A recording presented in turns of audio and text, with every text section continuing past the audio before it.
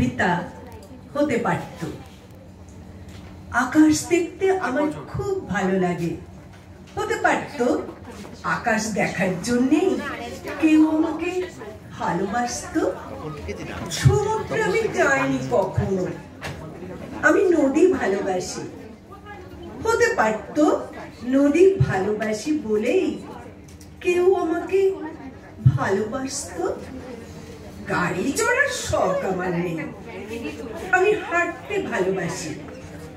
হতে পারত আমি হাঁটতে ভালোবাসি বলেই কেউ আমাকে ভালোবাসতো।